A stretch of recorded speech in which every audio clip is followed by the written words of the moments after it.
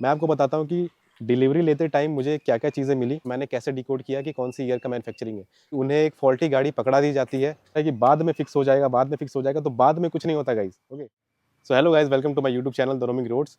सो आज का हमारा टॉपिक रहेगा बाइक खरीदने का प्रोसेस। बहुत सारे लोगों ने मेरे को कमेंट किया कि आपने ये बाइक कहाँ से खरीदी, क्या प्रोसेस फॉलो किया, उनको भी ये बाइक खरीदनी है या फिर कोई और भी बाइक खरीदनी है, तो उसका एक प्रॉपर प्रोसेस क्या रहता है, पेमेंट कब करना रहता है, बुकिंग अमाउंट कितना देना रहता है, गाड़ी जब शोरूम में आ जाती है, जब स्टॉक यार्ड में आ जाती है, उसके पहले पेमेंट करे या उसके बाद पेमेंट करे, तो आरटीओ चेकिंग के लिए गाड़ी जाती है तो उसके बाद क्या प्रोसेस होता है, सो पूरा एक प्रोसेस मैं आपको बताने वाला हूँ कि पेमेंट से लेके सब कुछ मैं आपको बताने वाला हूँ कि कब कब मैंने पेमेंट किया और क्या एक प्रोसेस होना चाहिए ताकि आप एक प्रॉपर तरीके से एक एक प्रोसेस फॉलो करके आप गाड़ी ले पाए। बहुत सारे लोगों के साथ फ्रॉड हो जाता है, गलत गाड़ियां चिपका दी जाती हैं, फॉल्टी गाड़ियां दे दी जाती हैं डीलर के द्वारा। इस चीटिंग का शिकार हो जाते हैं कि उन्हें एक फॉल्टी गाड़ी पकड़ा दी जाती है, instead of making full payment उनको बेवकूफ़ बना दिया जाता है। आपको एक प्रोसेस बताऊंगा जो आपको फॉलो करना है, कोई भी गाड़ी लेते टाइम आपको ये वाला प्रोसेस फॉलो करना है। तो सबसे पहले बात आती है बुकिंग अमाउंट की। बुकिंग अमाउंट आपको कितना पे करना है ये आपको देखना पड़ेगा, ये आपको चेक करना पड़ेगा पहले। डीलर आपको कुछ भी अमाउंट बोल सकता है।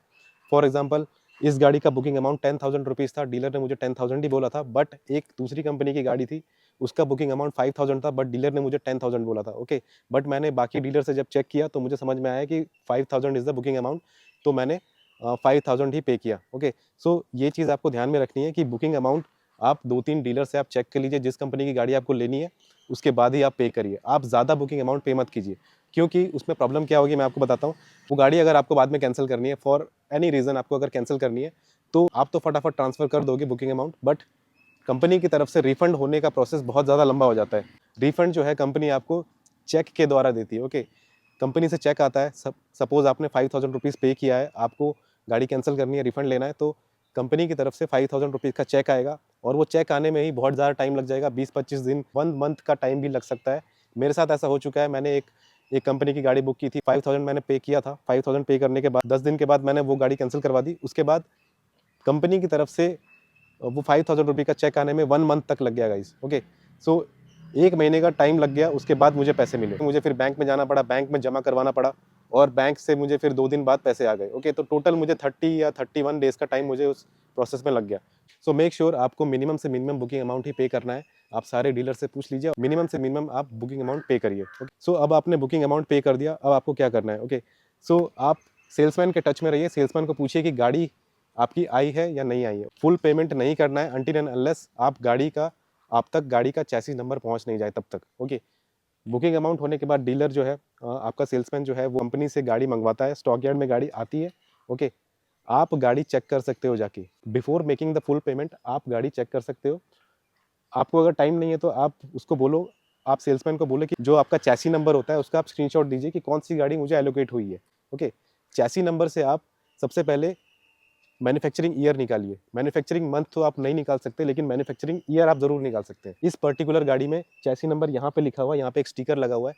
यहाँ पे अगर आप पास से दिखाइए तो यहाँ पे ये चैसी नंबर का स्टिकर लगा हुआ है। तो मैं आपको स्क्रीन पे दिखा दूँगा, स्क्रीन पे आपको लगा दूँगा चैसी नंबर इसका क्या है और मैंने कैसे डिकोड किया कि कौन सी ईयर का मैन्युफैक्चरिंग है। स्क्रीन पे देख लीजिए कि स्क्रीन पे जो 10th नंबर आप चेक करिए कि 10th नंबर क्या है आपके चैसी नंबर में, right from the first 10th number क्या है। 10th नंबर मेरे चैसी नंबर में आर है, तो आर मीन्स 2024। सो ए से आप स्टार्ट करिए। A is 1980, B is 1981, C is 1982, ऐसे ही करके आप अल्फ़ाबेटिकल ऑर्डर में स्टार्ट करिए और आर तक आप पहुँचेंगे तो आर 2024 निकल के आएगा। मैं इसका स्क्रीनशॉट भी आपको दे दूँगा स्क्रीन पे और इससे आप पता कर सकते हैं कि 10th डिजिट आपका क्या है, उसके बेस पे आप ईयर ऑफ मैन्युफैक्चर पता कर सकते हैं। उसके बाद आप क्या करिए, उसके बाद अगर पॉसिबल है तो आप स्टॉक यार्ड चले जाइए। मैं पर्सनली बता रहा हूँ कि मैं स्टॉक यार्ड चला गया था, मैंने सेल्समैन से स्टॉक यार्ड के वॉचमैन की बात करवा दी थी। उसके बाद मैं स्टॉक यार्ड गया, मैंने अपनी गाड़ी देखी। स्टॉक यार्ड में आप ज़्यादा गाड़ी के साथ छेड़छाड़ नहीं कर सकते, आप बस स्टार्ट कर सकते हो, गाड़ी का पेंट वगैरह चेक कर सकते हो, कुछ टायर वगैरह डैमेज नहीं है, वो सब चीज़ें चेक कर सकते हो आप। गाड़ी स्टार्ट करके थोड़ा आगे पीछे भी कर सकते हो। अगर आप सैटिस्फाई हो गए, उसके बाद आप पेमेंट कर दो। इसमें एक कैच ये है कि डीलर आपको बोलेगा कि नहीं, हम जो है फुल पेमेंट लेने के बाद ही जो है आपको गाड़ी दिखाएँगे। फुल पेमेंट होने के बाद ही गाड़ी हमारे स्टॉक यार्ड में आएगी या फिर हमारे शोरूम में आएगी, ओके। सो ये भी मेरे साथ हुआ है, मैंने पहले भी गाड़ियाँ ली हैं, मैंने 4 व्हीलर भी ली है, तो वहाँ पे भी मेरे साथ ऐसा हुआ था कि मुझे गाड़ी दिखाई नहीं गई थी, ओके। फुल पेमेंट करने के बाद ही वो स्टॉक यार्ड में गाड़ी लेके आए या शोरूम में लेके आए, तो ऐसा सीन भी होता है लोगों के साथ।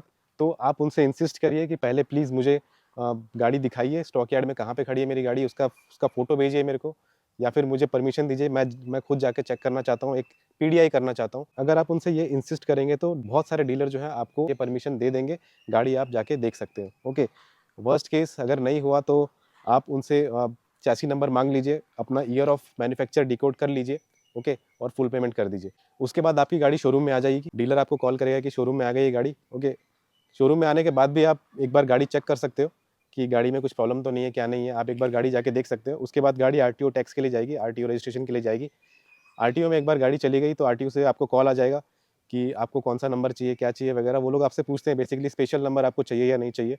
अगर आपको नहीं चाहिए आप बोल दो नहीं चाहिए, उसके बाद आपको नंबर अलॉट हो जाएगा। ओके, डिटेल्स वगैरह कुछ पूछेंगे आपको कि मॉडल नंबर क्या है वगैरह, आपका नाम वगैरह, एड्रेस वगैरह क्या है, वो सब चीज़ें पूछेंगे वेरिफिकेशन के लिए। आपका रजिस्ट्रेशन हो जाएगा। मेरा रजिस्ट्रेशन, मैं पुणे में रहता हूँ तो मेरा 3 दिन में हो गया था रजिस्ट्रेशन, और 3 दिन में गाड़ी मेरे पास आ गई थी। उसके बाद जब सेल्समैन आपको बुलाएगा शोरूम पर डिलीवरी डेट के लिए, तो आप डिलीवरी के लिए शोरूम में जाइए। ओके, अब वहाँ पे भी बहुत लोगों के साथ प्रॉब्लम हो जाती है कि शोरूम में वो जाते हैं और उसके बाद उनको गाड़ी डैमेज मिलती है। कुछ चीज़ें इसमें डैमेज मिलती हैं, पेंट में कुछ डैमेज होता है, या फिर कहीं पे कुछ रस्ट होता है, या फिर कुछ इलेक्ट्रिकल फॉल्ट्स होते हैं गाड़ी में। ओके, तो उस केस में क्या करना है? उस केस में आप 2 चीज़ें कर सकते हो। एक, या तो गाड़ी लेने से आप मना कर दो। अगर बहुत बड़ा कोई इश्यू हुआ तो एबीएस काम नहीं कर रहा है, एबीएस जो है, एबीएस का लाइट ब्लिंक नहीं कर रहा है, एबीएस काम नहीं कर रहा है, तो ये एक बहुत बड़ा इश्यू हो गया। ओके, तो आप गाड़ी लेने से मना कर दीजिए, बैठ जाइए वहाँ पे, उनको बोलिए कि मेरे को गाड़ी नहीं चाहिए, मेरे को ये इश्यू फिक्स करके दो। ओके, तो डीलर की मजबूर हो जाएगा कि वो इश्यू आपको फिक्स करके देगा। आप अगर गाड़ी से सेटिस्फाई नहीं हो तो आप डायरेक्ट मना कर दीजिए, बोल दीजिए कि मुझे गाड़ी नहीं चाहिए, मुझे नई गाड़ी चाहिए, मुझे फॉल्ट फ्री गाड़ी चाहिए। तो डीलर जो है वो इश्यू जो है आपको फिक्स करके दे देगा। इश्यूज अगर ऐसे हैं कि वो फिक्स हो सकते हैं, डीलर आपको बोल रहा है कि आप वो फ्री ऑफ कॉस्ट आपको चेंज करवा के देगा। फॉर एग्जांपल साइलेंसर में कुछ बेंट है या फिर कुछ डेंट पड़ा हुआ है, डीलर आपको बोल रहा है कि फ्री ऑफ कॉस्ट करवा के दे देगा। तो ये आपके ऊपर हो जाएगा कि आप उसको बाद में करवाना चाहते हैं या फिर वहीं के वहीं करवाना चाहते हैं। ओके, डीलर ने अगर आपको प्रॉमिस किया है तो मैं आपको ये बोलूँगा कि आप वहीं के वहीं करवाइए, गाड़ी लेने से मना कर दीजिए। उसको बोलिए कि वो जो डेंट लगा हुआ है वो मेरे को फिक्स करके दो, तो ही मैं गाड़ी यहाँ से निकालूंगा, अदरवाइज मुझे गाड़ी नहीं चाहिए। ठीक है, अब बाद में आप सर्विस सेंटर जाएंगे तो हो सकता है कि वो लोग एक्सेप्ट नहीं करें, वो लोग ऐसा बोले कि आप खुद से डेंट लगा के लेके आओ, ऐसा कुछ बोल देंगे।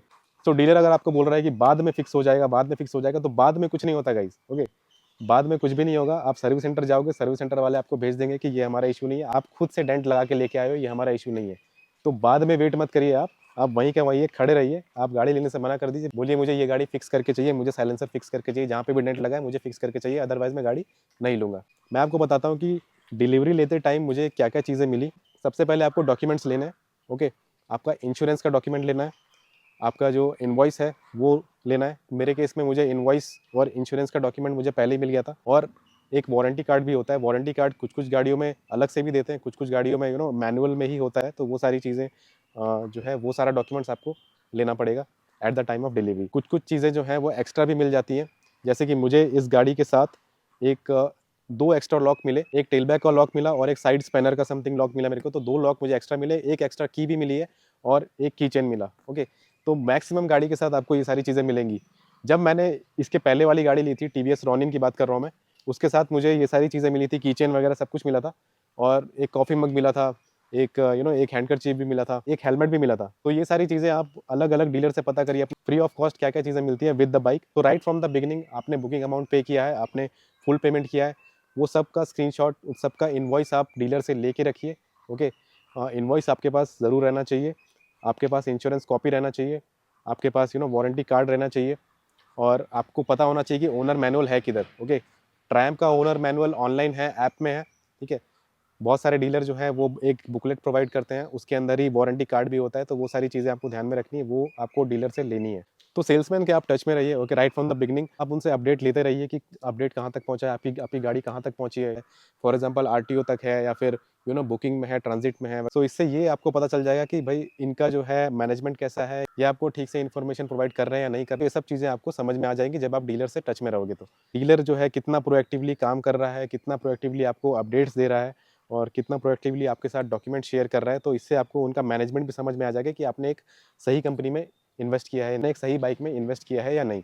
सर्विस सेंटर में जाके आप अच्छी जान पहचान बनाइए, अच्छे से उनसे बात करिए, उनका बिहेवियर देखिए वगैरह कैसा है। बाद में ये सारी चीज़ें काम आएगी। पर्सनल एक्सपीरियंस आपको बता रहा हूँ कि सर्विस सेंटर में जान पहचान होनी बहुत ज़रूरी है। सो आई होप मैंने आपके सारे आंसर्स क्लियर कर दिए हैं। आपको अगर कुछ डाउट है और कुछ क्वेश्चन है तो डेफिनेटली आप कमेंट बॉक्स में बता सकते हैं। लाइक करें मेरा वीडियो, शेयर करें मेरा वीडियो एंड सब्सक्राइब करें मेरा चैनल। तब तक के लिए मिलते हैं नेक्स्ट वीडियो में। Take care, bye bye and have a safe ride.